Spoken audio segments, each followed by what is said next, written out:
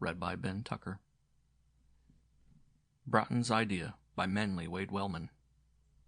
Part 1. Old Bratton, janitor at the studios of station XCV in Hollywood, was as gaunt as Karloff, as saturnine as Rathbone, as enigmatic as Lugosi.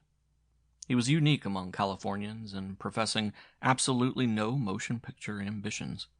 Once, it is true, a director had stopped him on the street and offered to test him for a featured role, but old Bratton had refused with loud indignation when he heard that the role would be that of a mad scientist. Old Bratton was touchy about mad scientists because he was one. For a time he had been a studio electrician, competent though touchy, but then it developed that he had lied about his age. He was really 80 years old, and he had been fooling with electricity ever since Edison put apparatus of various sorts within the reach of everyone. Studio rules imposed pretty strict age limits on the various jobs, and so he was demoted to a janitorship. He accepted, grumbling, because he needed money for the pursuit he had dreamed of when a boy, and maintained from his youth onward. In his little 2-room apartment he had gathered a great jumble of equipment: coils, transformers, cathodes, lenses, terminals. Some of it bought new, some salvaged from studio junk, and a great deal curiously made and not to be duplicated elsewhere, save in the eccentric mind of its maker. For old Bratton, with the aid of electricity, thought to create life. "Electricity is life," he would murmur, quoting Dr. C.W. Roback, who had been venerable when old Bratton was young. And again, "All these idiots think that Frankenstein is a romance and R.U.R. a flight of fancy. But all robot stories are full of truth. I'll show them." But he hadn't shown them yet, and he was 82. His mechanical arrangements were wonderful and crammed with power. They could make dead frogs kick, dead birds flutter. They could make the metal figures he constructed, whether large or small, stir and seem about to wake, but only while the current animated them. "The fault isn't with the machine," he would say again, speaking aloud but taking care none overheard.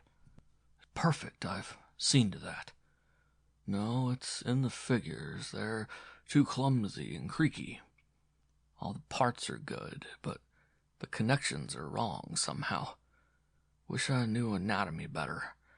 And the dead body, even a fresh one, has begun dissolution. I must try and get..." Haranguing himself thus one evening after the broadcast, he pushed his mop down a corridor to the open door of a little rehearsal hall, then stopped and drew into a shadowy corner, for he had almost blundered upon Ben Gascon in the act of proposing marriage. Ben Gascon, it will be remembered, was at the time one of radio's highest-paid performers, and well worthy of his hire for the fun he made. Earlier in life he had been a competent vaudeville artist. When, through no fault of his, vaudeville died, Gascon went into sound pictures and radio. He was a ventriloquist, adroit and seasoned by years of performance, and a man of intelligence and showmanship as well. Coming to the stage from medical school, he had constructed with his own skillful hands the small figure of wood, metal, rubber, and cloth that had become known to myriads as Tom Tom. Tom Tom, the impish, the witty, the leering cynic, the gusty little clown, the ironical jokester who sat on the knee of Ben Gascon and, by a seeming misdirection of voice, roused the world to laughter by his sneers and sallies. Tom Tom was so droll, so dynamic, so uproariously wicked in thought and deed, that listeners were prone to forget the seemingly quiet, grave Ben Gascon who held him and fed him solemn lines on which to explode firecracker jokes. Ben Gascon, who really did the thinking and the talking that Tom Tom the Dummy might be a headliner in the entertainment world. Not really a new thing, the combination of comedian and stooge may or may not have begun with Aristophanes in ancient Greece.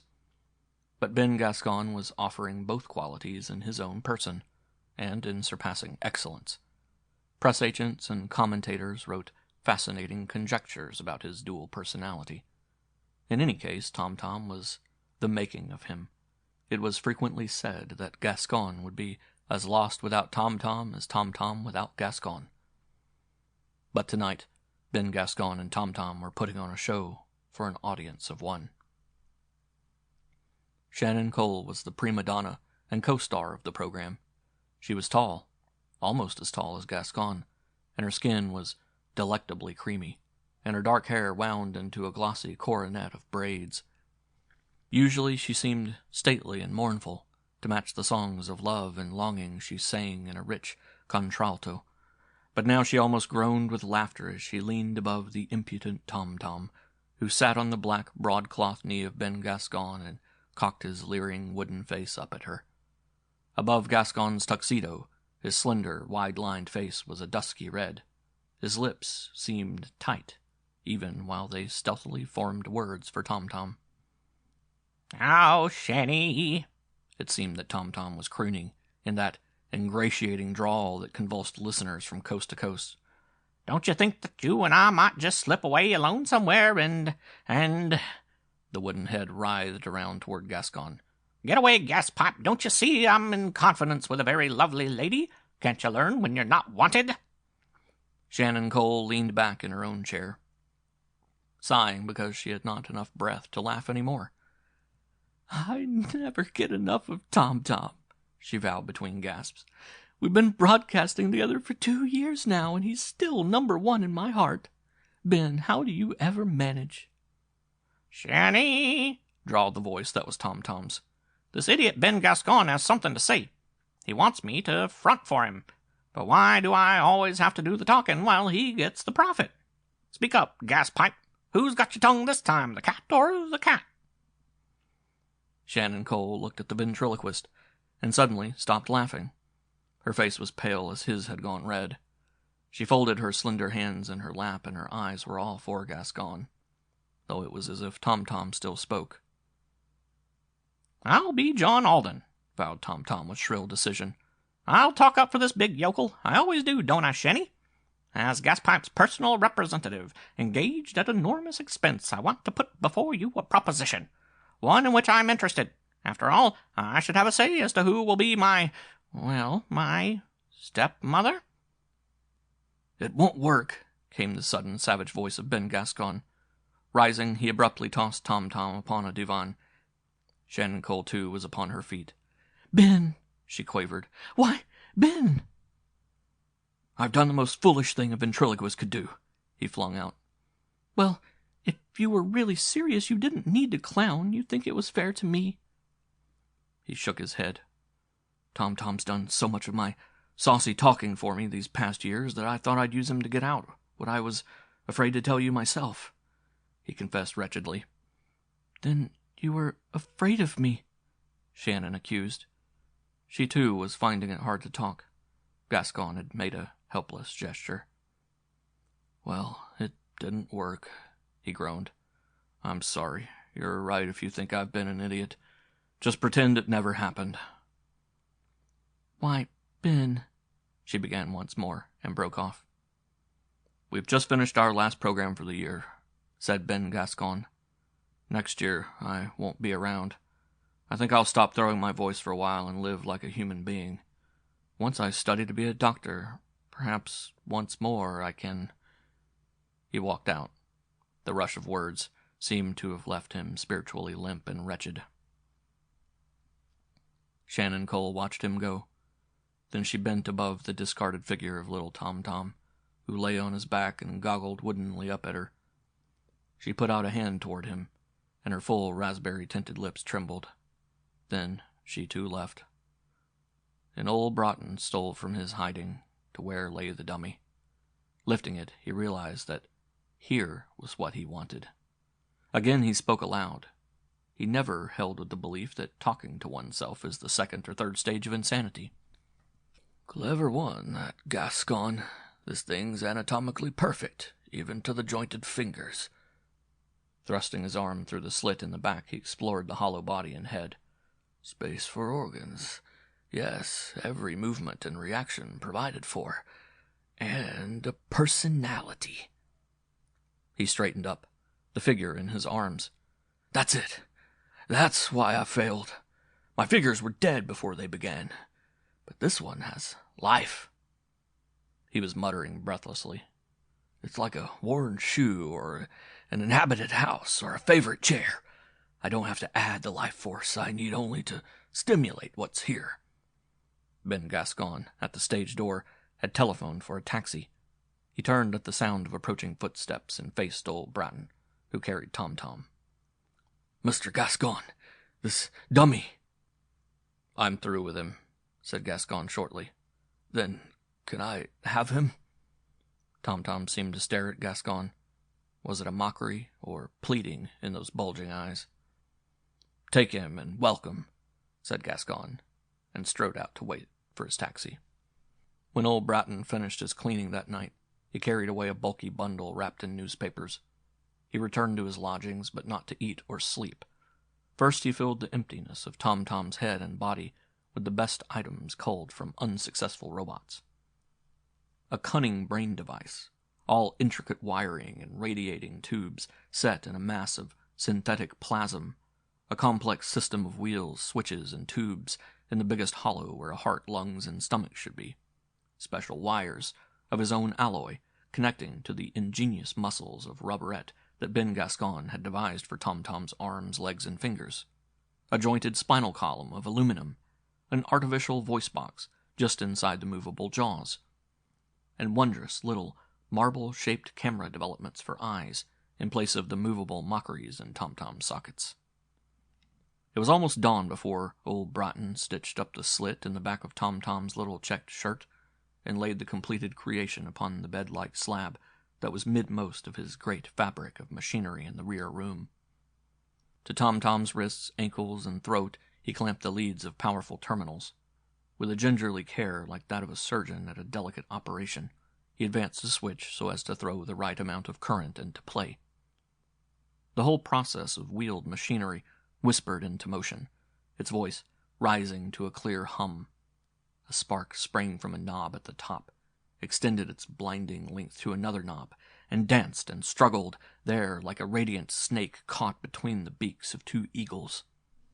Old Bratton gave the mechanism more power, faster and more complicated action.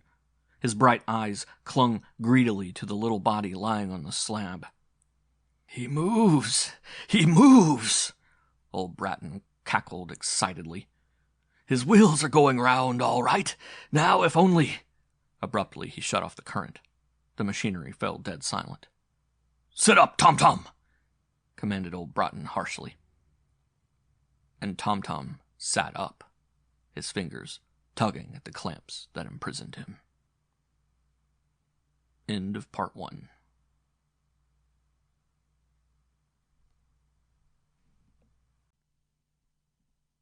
Part 2. The Los Angeles papers made little enough fuss over the death of old Bratton. True, he was murdered. They found him stabbed, lying face down across the threshold of his rear room that was jammed full of strange mechanical junk. But the murder of a janitor is not really big crime news in a city the size of Los Angeles.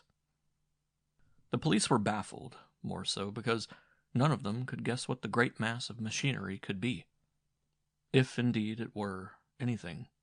But they forgot their concern the following week, when they had a more important murder to consider, that of one Diggs Dilson. Diggs Dilson was high in the scale of local gang authority.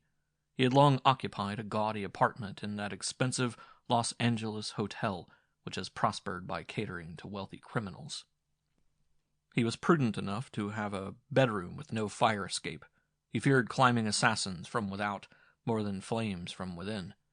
In front of his locked room slept 2 bodyguards on cots, and his own bedside window was tightly wedged in such a fashion that no more than 5 inches of opening showed between sill and sash. The electric power line that was clamped along the brickwork just outside could hardly have supported a greater weight than 30 or 40 pounds. Yet Diggs Dilson had been killed at close range by a stab with an ordinary kitchen knife as he slept. The knife still remained in the wound, as if defying investigators to trace fingerprints that weren't there, and the bodyguards had not been wakened and the door had remained locked on the inside. The blade of the knife, had anyone troubled to compare wounds, could have been demonstrated to be the exact size and shape as the one that had killed old Bratton. His landlord might have been able to testify that it came from old Bratton's little store of kitchen utensils, but nobody at police headquarters bothered to connect the murders of a friendless janitor and a Grand Duke of Gangdom. After considerable discussion and publicity, the investigators called the case one of suicide. How else could Diggs Dilson have received a knife in his body? Hope was expressed that the Dilson mob, formerly active and successful in meddling with film extras organizations and the seafood racket, would now dissolve, but the hope was short-lived. A spruce lieutenant of the dead chief, a man by the name of Junie Saltz, was reputed to have taken command. He appeared briefly at the auction of old Bratton's effects, buying all the mysterious machinery at junk prices and carting it away. After that, the organization, now called the Salters, blossomed out into the grim but well-paid professions of kidnapping, alien running, and counterfeiting. The first important kidnapping they achieved, that of a very frightened film director, gained them a ransom of $90,000 and the attention of the Federal Bureau of Investigation. The victim, once released, told of imprisonment in a dank cellar, blindfolded and shackled. Once, fleetingly, he saw a captor who looked like the rogues gallery photographs of Junie Saltz, but that person was plainly not the one in authority. In fact, he seemed to listen with supple respect to a high but masterful voice that gave orders, and the owner of that high voice once came close to the chair where the prisoner sat bound. The point from which the voice seemed to issue was very, very close to the cellar floor, as though the speaker was no more than 2 feet high. An individual short and shrill. Did a child rule that desperate band? The sages of the law were more apt to consider this a clever simulation, with the order-giver crouching low and squeaking high, lest he be identified. A judicious dragnetting of several unsavory drinking places brought in one of the old Dilson crowd, who was skillfully, if roughly, induced to talk. He admitted a part in the kidnapping and ransom collection. He described the cellar hideout as being located in a shabby suburb. He implicated several of his comrades by name, including Junie Saltz. But he shut up with a snap when his interrogators touched on the subject of the Salters' real chief. No, it wasn't Junie Saltz. Junie was only a front. No, nobody on the police records, but, he insisted pallidly, he wouldn't say any more. Let them kill him if they wanted to. He was through talking. "I'd rather die in the chair this minute than get my turn with the boss," he vowed hysterically. "Don't tell me you'll take care of me either. There's things can get between bars, through keyholes even, into the deepest hole you got. And you can smack me around all week before I'll pipe up with another word." His captors shut him in an inside cell generally reserved for psychopathic cases, a solid plated cubicle with no window, grating, or other opening, save a narrow ventilator in the ceiling that gave upon a 10-inch shaft leading to the roof. Then they gathered reinforcements and weapons and descended on the house, with the cellar where the kidnapped director had been held for ransom. Stealthily surrounding that house, they shouted the customary invitation to surrender. Silence for a few seconds. Then a faint-hearted member of the Salters appeared at the front door with his hands up. He took a step into the open and dropped dead to the accompaniment of a pistol report from inside. And the besiegers heard the shrill voice about which they had been wondering. "Come in and take us! This place is as full of death as a drugstore!" Followed a loud and scientific bombardment with machine guns, gas bombs, and riot guns. The mobster who had been placed on guard at the back door showed too much of himself and was picked off. A contingent of officers made a quick, planned rush. More fighting inside, with 3 more Salters dying in hot blood in the parlor and kitchen. What seemed to be the sole survivor fled to the cellar and locked himself in a rear compartment. The walls were of concrete, the one door of massive planking. The chief of the attacking force stood in front of this door and raised his voice. "Hello, in there. You're Junie Saltz, aren't you?" Gruff was the reply. "What if I am? Don't try to crack in here. I'll get the first cop who shows me his puss, and the second and the third." You can't get us all, Judy. And we've got more men out here than you've got bullets in there. Come out with your hands up while you still have the chance to stand a fair trial." "Not me," growled Junie Salts from within. "Come in and catch me before you talk about what kind of trial I'll get." There was a keyhole, only partially blocked by the turnkey. One of the G-men bent and thrust in the point of something that looked like a fountain pen. Carefully, he pressed stud. The little tube spurted a cloud of tear gas through the keyhole into Junie Salts' fortress. The besiegers grinned at each other, and all relaxed to wait.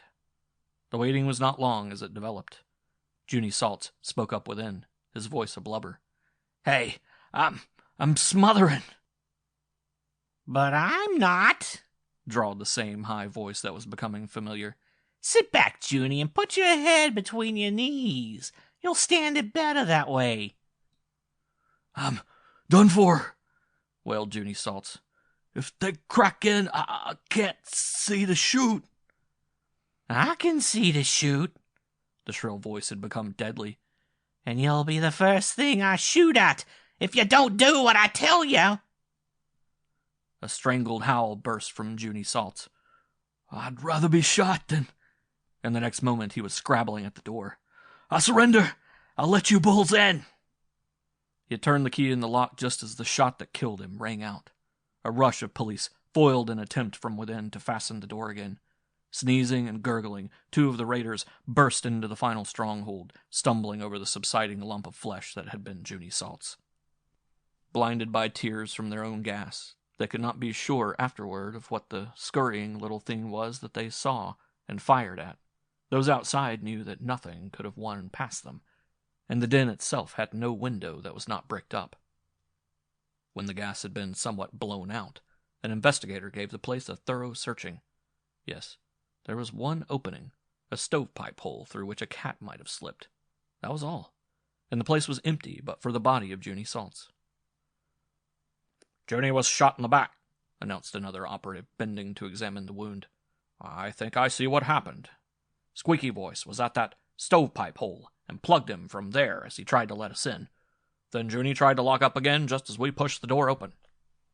Upstairs they went and investigated further. The hole had joined a narrow chimney, with no way out except the upper end, a rectangle 8 inches by 10. Even with 6 corpses to show, the agents returned to their headquarters with a feeling of failure.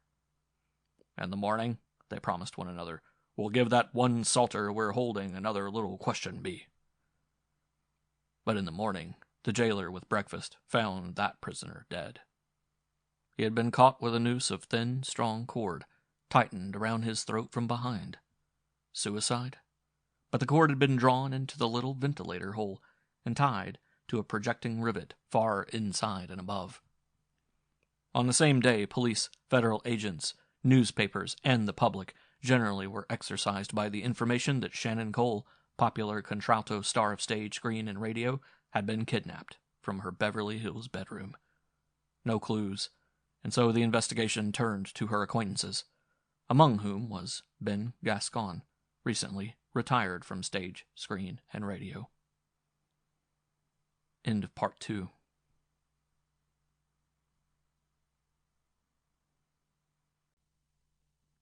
Part 3. Benjamin Franklin Gascon left the office of the Los Angeles Chief of Detectives, where he had spent a most trying forenoon convincing his interrogators that he had no idea why he should be brought into the case. He knew nothing of the underworld. True, he knew Miss Cole professionally, but, and his face was rueful, had no reason to count himself a really close friend of hers. He had not seen her since the termination of their latest radio assignment. His personal affairs, meanwhile, were quite open to investigation. He had grown weary of ventriloquism and had retired to live on the income from his investments. Later, he might resume his earlier profession, medicine. He was attending lectures now at the University of California in Los Angeles.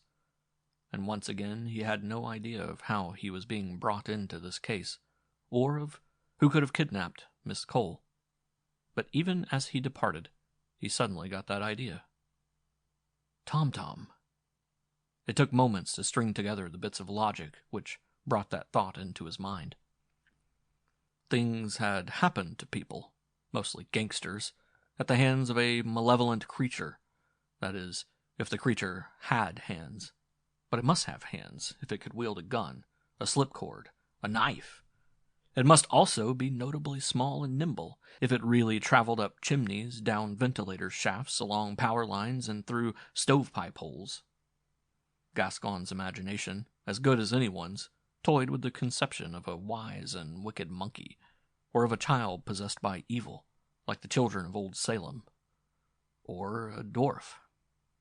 But the point at which he coupled on his theory was the point at which the police had paused, or rather begun. Diggs Dilson had been killed with a knife. So had old Bratton. He, Ben Gascon, had given old Bratton the dummy that people called Tum Tom. And old Bratton was forthwith murdered. Gascon had meant to go to the funeral, but something had turned up to interfere. What else concerned the janitor? What, for instance, had the younger electricians and engineers teased him about so often? Electricity is life. That was old Bratton's constant claim. And he was said to have whole clutters of strange machinery at his shabby rooms. Bratton had taken Tom Tom. Thereafter, Bratton and others had been killed. In the background of their various tragedies had lurked and plotted something small, evil, active, and strange enough to frighten the most hardened of criminals.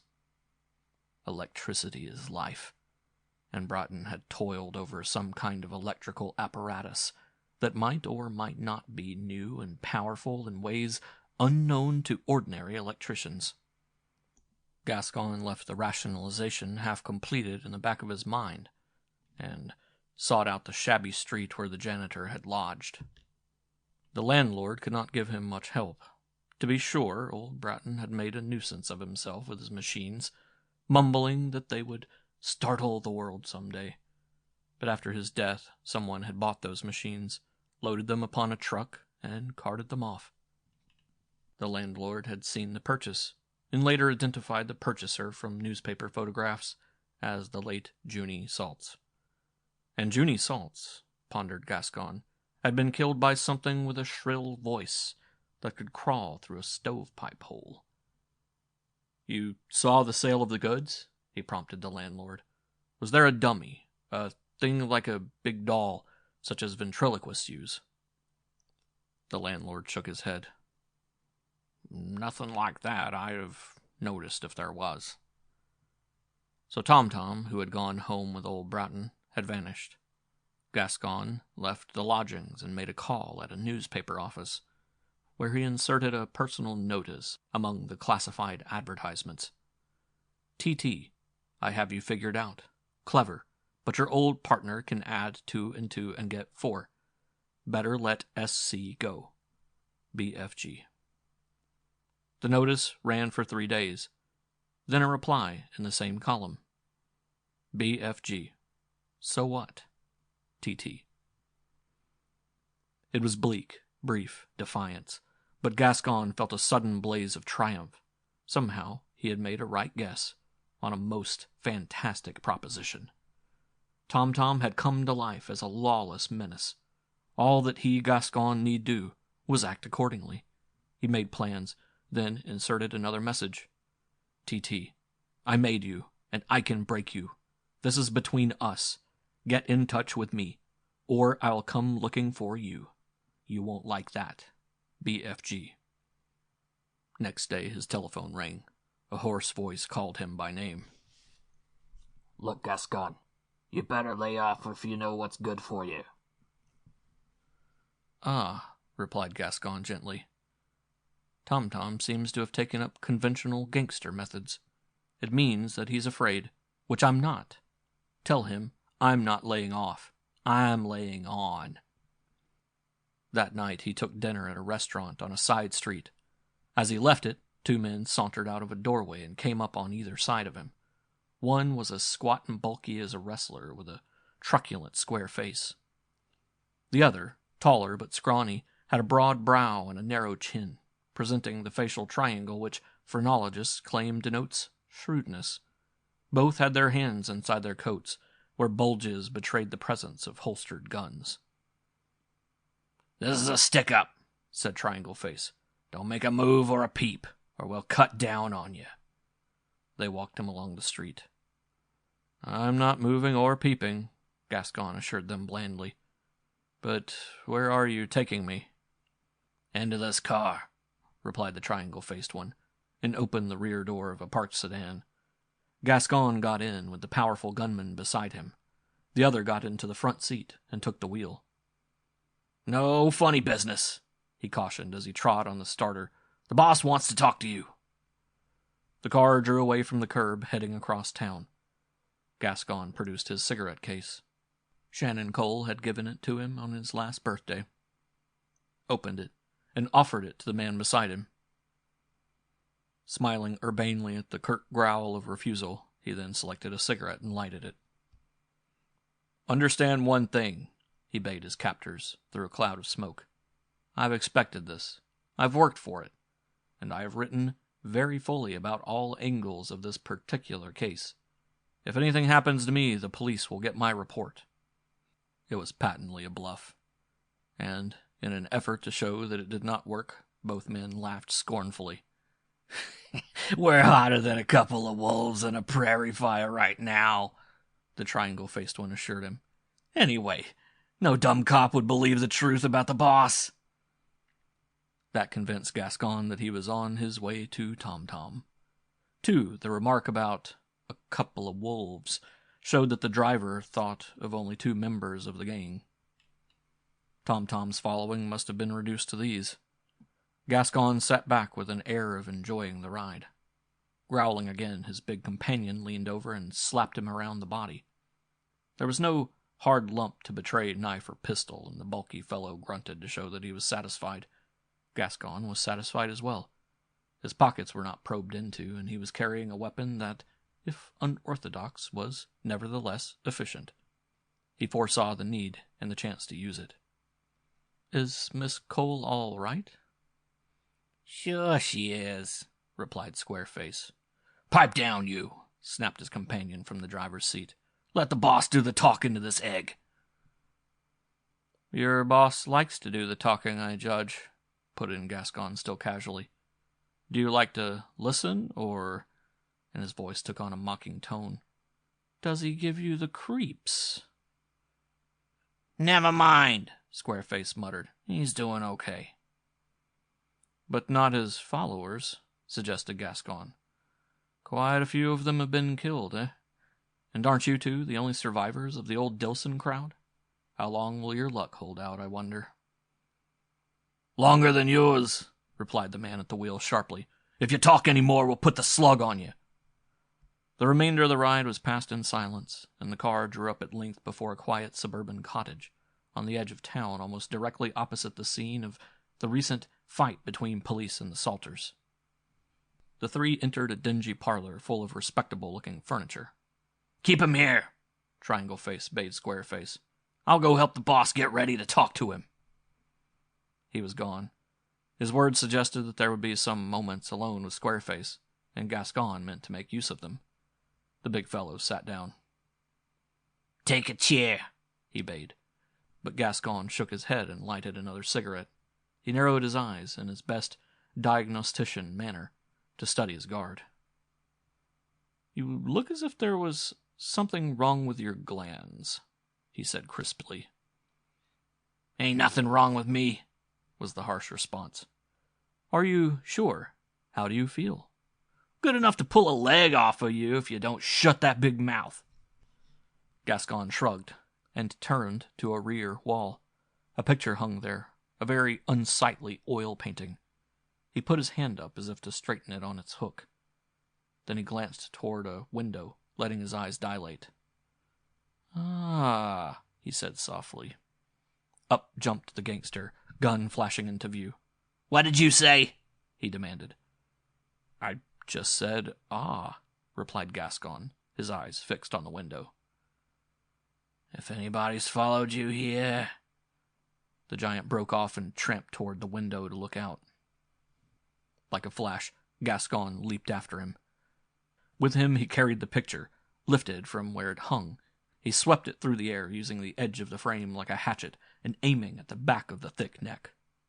The blow was powerful and well-placed. Knocked clean out, the gangster fell on his face. Gascon stooped, hooked his hands under the armpits, and made shift to drag the slack weight back to its chair. It took all his strength to set his victim back there. Then he drew from his side pocket the thing he had been carrying for days, a wad of cotton, which he soaked in chloroform. Holding it to the broad nose, he waited until the last tenseness went out of the great limbs. Then he crossed one leg over the other knee, poised the head against the chair back, an elbow on a cushioned arm. Clamping the nerveless right hand about the pistol butt, he arranged it in the man's lap.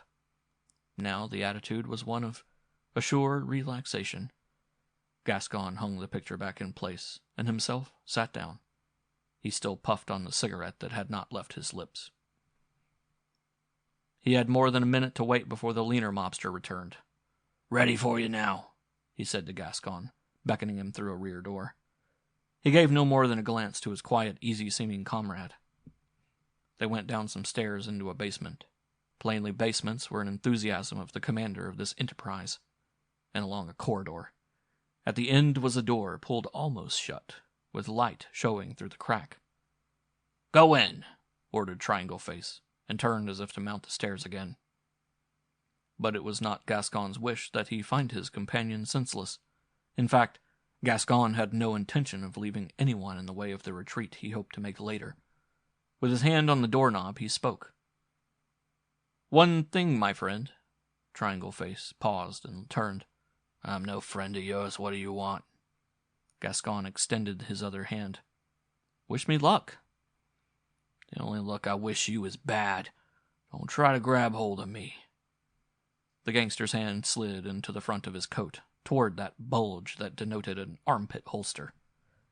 Gascon sprang upon him, catching him by the sleeve near the elbow so that he could not whip free with the weapon.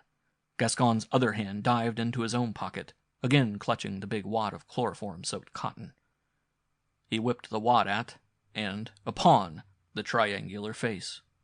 The man tried to writhe away, but Gascon, heavier and harder muscled than he, shoved him against the wall, where the back of his head could be clamped and held. Struggling, the fellow breathed deeply, again. His frantic flounderings suddenly went feeble. Gascon judged the dose sufficient and let go his holds. The man subsided limply, and Gascon, still holding to his sleeve, dragged the right hand out of the coat. Dropping his wad of cotton, he took up the big pistol. "I'm afraid, Gaspipe," said a shrill, wise voice he should know better than anyone in the world, "that the gun won't really help you a nickel's worth." Gascon spun around. A moment ago, he had put his hand on the doorknob. When he had turned to leap at the triangle-faced man, he had pulled the door open. Now he could see inside a bare, office-like room, a big, sturdy desk, and a figure just beyond. A figure calm and assured, but so tiny, so grotesque. "Come in, Gaspipe," commanded Tom Tom, the dummy.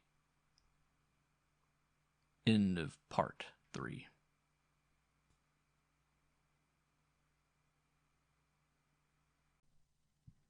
Part 4.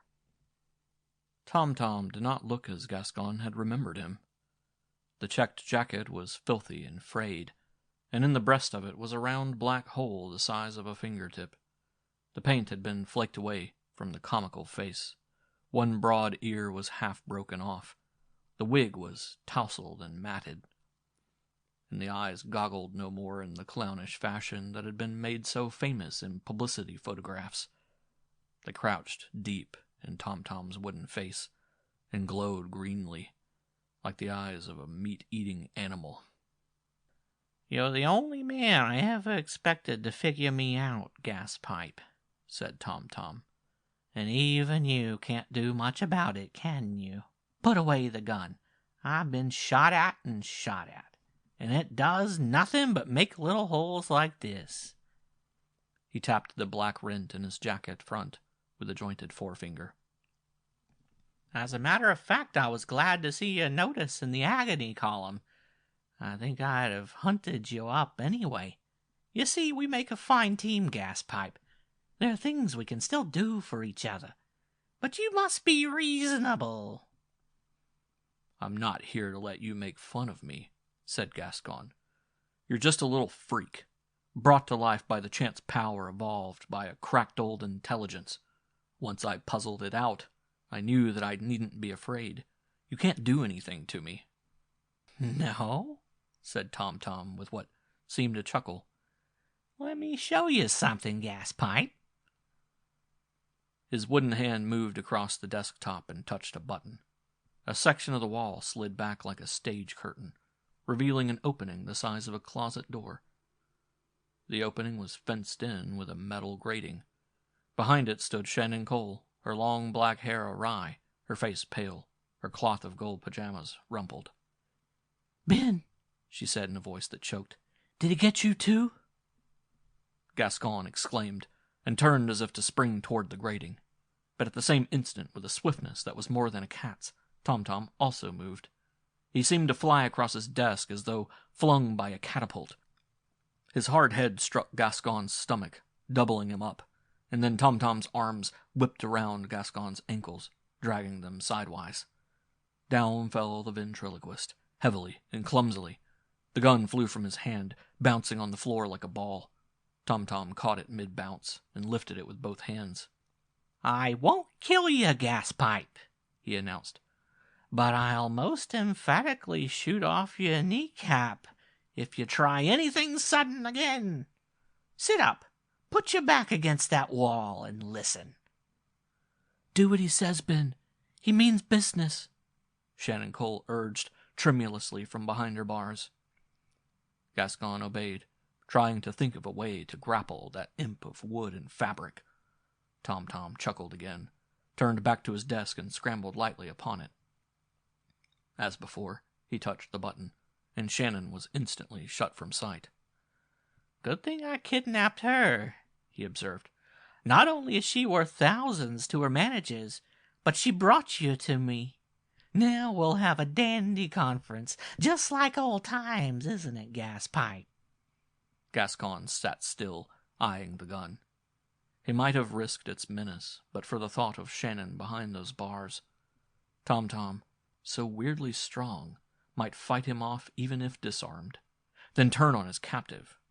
The dummy that was no longer a dummy seemed to read his mind. No violence, Gaspipe, I tell you. It's been tried before.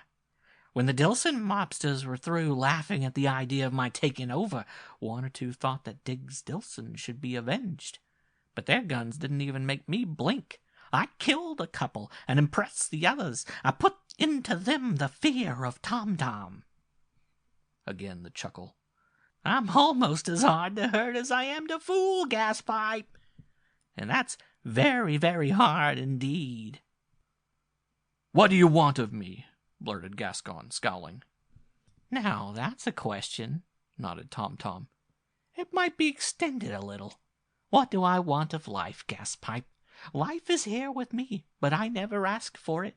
It was thrust into me and upon me. My first feeling was of crazy rage toward the life-giver. And so you killed him? Interrupted Gascon. I did, and the killing gave me the answer. The only thing worthwhile in life is taking life. Tom Tom spread his wooden hands, as though he felt that he had made a neat point. Gascon made a quick gesture of protest, then subsided as Tom Tom picked up the gun again. You're wrong, Tom Tom, he said earnestly. Am I? You're going to give me a moral lecture, are you? But men invented morals so as to protect their souls. I don't have a soul, Gaspipe. I don't have to worry about protecting it. I'm not human. I'm a thing. Sitting on the desk, he crossed his legs and fiddled with the gun. You've lived longer than I. What else besides killing is worthwhile in life? Why, enjoyment. The marred head waggled. Enjoyment of what? Food? I can't eat. Companionship? I doubt it where a freak like me is concerned. Possessions? But I can't use clothes or houses or money or anything like that. They're for men, not dummies. What else, gas pipe? Why... This time Gascon fell silent. Love, you were going to say? The chuckle was louder, and the glowing yellow eyes flickered aside toward the place behind the wall where Shannon was pinned up. You're being stupid, gas pipe. Because you know what love is. You think others do. Gas pipe, I'll never know what love is. I'm not made for it. I see you aren't, Gascon nodded solemnly. All right, Tom. You can find life worth living if you try for supremacy in some line. Leadership. That, said Tom, is where killing comes in. And where you come in, too. He laid down the gun and put the tips of his jointed fingers together in a pose grotesquely like that of a mild lecturer. I've given my case a lot of time and thought, you see. I realize that I don't fit in.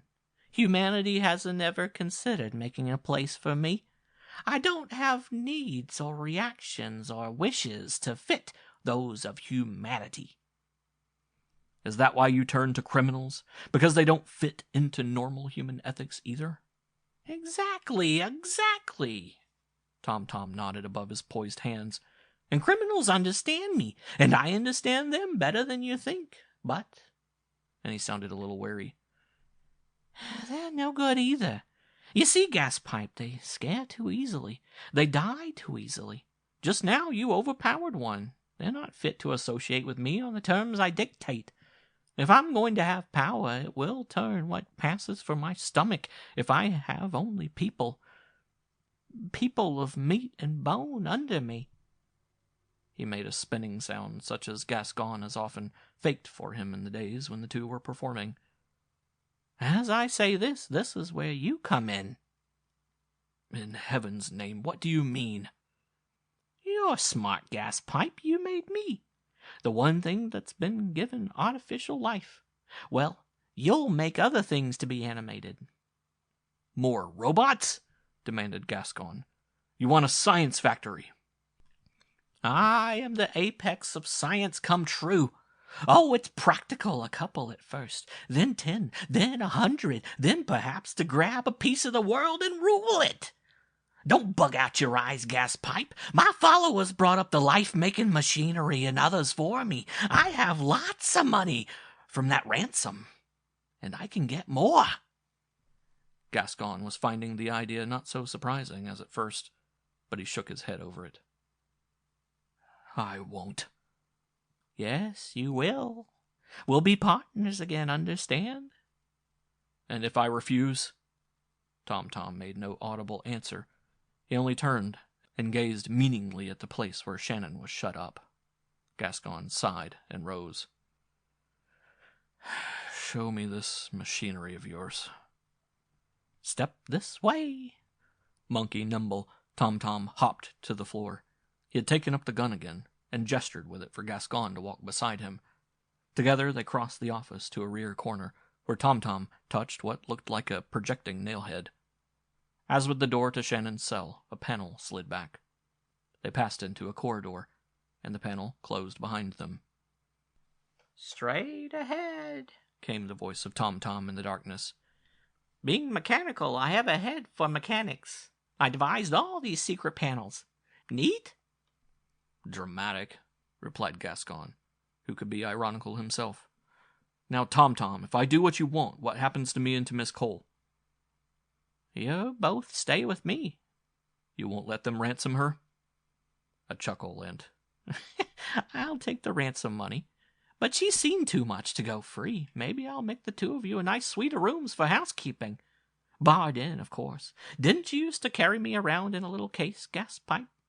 I'll take just as good care of you if you do what I want. The little monster did something or other to open a second door, and beyond showed the light of a strong electric lamp. They passed into a big, windowless room with rough wooden walls, probably a deep cellar. It held a complicated arrangement of electrical machinery. Hopping lightly to a bench the height of Gascon's shoulder, Tom seized a switch and closed it. There were emissions of sparks, a stir of wheels and belts, and the hum of machinery being set in motion. This gas pipe is what brought me to life. And look! The jointed wooden hand flourished toward a corner. "There's the kind of thing that was tried and failed." It looked like a caricature of an armored knight, a tall, jointed, gleaming thing, half again as big as a man, but with a head shaped like a bucket. There were no features except two vacant eyes of quartz, staring through the blank metal as through a mask. Gascon walked around it, his doctor mind and builder hands immediately interested. The body was but loosely pinned together, and he drew aside a plate, peering into the works. "The principle's wrong," he announced at once. "The fellow didn't understand anatomical balance." I knew it, cried Tom. "You can add the right touch, gas pipe. That's the specimen that came closest to success before me. I'll help. After all, my brain was made by the old boy who did all these things. Through it, I know what he knew." "Why didn't you save him to help you?" demanded Gascon. He picked up a pair of tapering pincers and a small wrench and began to tinker. "I told you about that once. I was angry. My first impulse was a killing rage. The death of my life-giver was my first pleasure and triumph. I hadn't dreamed up the plan I've been describing." Anger was Tom's first emotion. Not so different from human beings as the creature imagined, mused Gascon. What had the lecturer at medical school once quoted from Immanuel Kant? "The outcry that is heard from a child just born was not the note of lamentation, but of indignation and aroused wrath."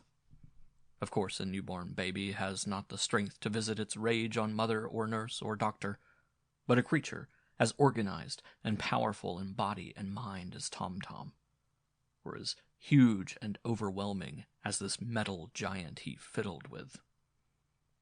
Gascon decided to think such thoughts with the greatest stealth. If Tom could divine them, something terrible was due to happen. Stripping off his coat, he went to work on the robot with deadly earnestness. End of Part 4.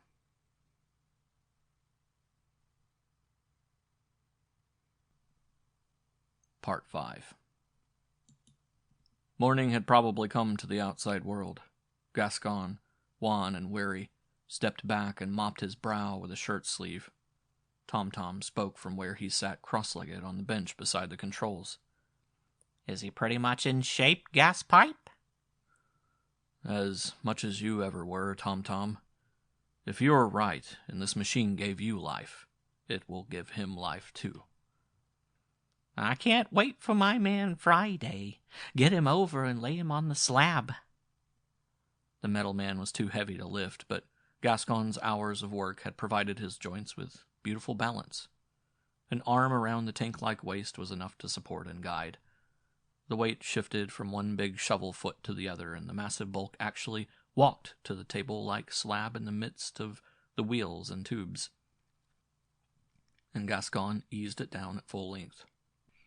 Now Tom approached, bringing a spongy-looking object on a metal tray, an amorphous roundness that sprouted copper wires in all directions. He slid it into the open top of the robot's bucket-like head. "That's a brain for Friday," explained Tom. "Not as complex as mine, but made the same way. He'll have simple reactions and impulses, a model servant." Simple reactions. And Tom had sprung up from his birth couch to kill the man who brought him to life. Gascon's hands trembled ever so slightly as he connected the brain wires to terminals that did duty as nerves. Tom himself laid a plate over the orifice and stuck it down with a soldering iron. "My own brain's armored inside this wooden skull," he commented. "No bullet or axe could reach it, and nobody can hurt the brain of Friday here unless they get at him from above. He's pretty tall to get at from above, eh, gas pipe?" "That's right," nodded Gascon, and in his mind rose a picture of the big metal thing bending down, exposing that vulnerable soldered patch. Tom and he clamped the leads to wrists, ankles, and neck. "Get back to the wall, gas pipe," commanded Tom bleakly, and Gascon obeyed. "Now watch, and don't move or I'll set Friday on you when he wakes up." Gascon sat down on a long, low bench next to the open door. Tom Tom noticed his position and lifted the gun he had carried into the chamber. "Don't try to run," he warned, "or I'll drill you, maybe in the stomach, and you can lie there and die slowly. When you die, there'll be nobody to help Shanny yonder in her little hole in the wall." "I won't run," promised Gascon, and Tom Tom switched on more power. Sparks, a shuddering roar, a quickening of all parts of the machine. The shining hulk on the slab stirred and quivered like a man troubled by dreams. Tom Tom gave a brief, barking laugh of triumph, brought the mechanism to a howling crescendo of sound and motion, then abruptly shut it down to a murmur. "Friday! Friday!" he called. Slowly the metal giant sat up in its bonds. The bucket head, with its vacant eyes now gleaming as yellow as Tom Tom's, turned in that direction. Then, with unthinkable swiftness, the big metal body heaved itself erect, ripping free of the clamps that had been fastened upon it. Up rose two monstrous hands like baseball gloves of jointed iron. There was a clashing, heavy-footed charge. Sitting still as death, Gascon again recalled to mind what Tom Tom had said, what he had heard at medical school. Tom Tom gave a prolonged yell and threw up the gun to fire. The explosions rattled and rolled in the narrow confinement of the room. Bullets spattered the armor-plated breast of the oncoming giant. One knocked away a gleaming eye. The towering thing did not falter in its dash. Tom Tom tried to spring down too late. The big hands flashed out and had him. Gascon, now daring to move, dragged the bench across the doorway. From a corner he caught up a heavy wrought iron socket lever, as long as a walking stick, and nearly as thick as his wrist. All the while he watched, over his shoulder, a battle that was not all one-sided. After his final effort to command the newly animated giant, Tom Tom had not made a sound. He concentrated on freeing himself from the grip that had fastened upon him. Both his wooden hands clutched a single finger, strained against it. Gascon saw, almost as in a ridiculous dream, that immense finger bending backward, and tearing from its socket. But the other fingers kept their hold. They laid Tom Tom on the floor. A great slab of a foot pinned him there. The two metal hands began to pluck him to pieces and to throw the pieces away. First an arm in a plaid sleeve flew across the room, an arm ripped from Tom Tom's little sleeve, an arm that still writhed and wriggled, its fingers opening and closing. It fell among the wheels that still turned, jamming them. Sparks sprang up with a grating rattle. Then a flame of blueness. Gascon turned his back toward the doorway that he had blocked with the bench, to see the thing out. With a wanton fury, the victorious ogre of metal had shredded Tom Tom's body, hurling the pieces in all directions. To one side, the machinery was putting forth more flame and more. The blaze licked up the wall. The giant straightened his body at last, holding in one paw the detached head of its victim. The jaws of Tom Tom snapped and moved as though he was trying to speak. "Look this way!" roared Gascon at the top of his voice. The creature heard him. Its head swiveled doorward. It stared with one gleaming eye and one empty black socket. Gascon brandished the socket lever over his head, as though in challenge, then turned and sprang over the bench into the dark corridor. A jangling din as the thing rushed after him. Hands shot out to clutch. Its shins struck the bench violently. The feet lost their grip of the floor, and the clumsy structure plunged forward and down with a noise like an automobile striking a stone wall. For a moment the huge head was just at Gascon's knee. He struck. The solder-fastened patch flew away under the impact of his clubbed lever bar like a driven golf ball. The cranium yawned open, and he jabbed the bar in. Something squashed and yielded before his prodding, the delicate artificial brain. Then the struggling shape at his feet subsided. From one relaxing hand rolled something round, the head of Tom Tom. It still lived, for the eyes rolled up to glare at Gascon. The jaws snapped at his toe. He kicked the thing back through the door, into the growing flames. The fire was bright enough to show him the way back along the corridor. He did not know how Tom had arranged the panel to open and close, nor did he pause to find out. Heavy blows of the bar cleared him away. Out in the office, he fairly sprang to the desk, located the button on its top, and pressed it. A moment later, Shannon was staring out at him through a grating. "Ben," she gasped, "are you all right? Tom." "He's finished," Gascon told her. "This whole business is finished." With his lever, he managed to rip the grating from its fastenings, and then dragged Shannon forth. She clung to him like a child awakened from a nightmare. "Come, we're getting out." In the second corridor, he stooped, searched the pockets of the senseless, triangle-faced one, and secured the keys to the car outside. Then he shook the fellow back to semi-consciousness. "This house is on fire!" Gascon shouted. "Get your pal upstairs on his feet, and get out of here." Leaving the fellow standing weakly, Gascon and Shannon got into the open and into the car. Driving along the street, they heard the claying of fire engines, heading for the now angry fire. Shannon said one thing. "Ben, how much can we tell the police?" "It isn't how much we can tell them," replied Gascon weightily. "It's how little." When autumn returned, Ben Gascon was on the air again after all. His sponsors feared that his marriage to Shannon Cole might damage their popularity as co-stars, but radio fans showed quite the opposite reaction. Gascon introduced a fresh note in the form of a new dummy, which he named Jack Duffy, a greenhorn character with a husky voice instead of a shrill one, and a rural humor instead of cocktail hour repartee. Sometimes people asked what had become of Tom, but Gascon always managed to change the subject. And eventually, Tom was forgotten. End of Part 5. End of Bratton's Idea by mainly Wade Wellman.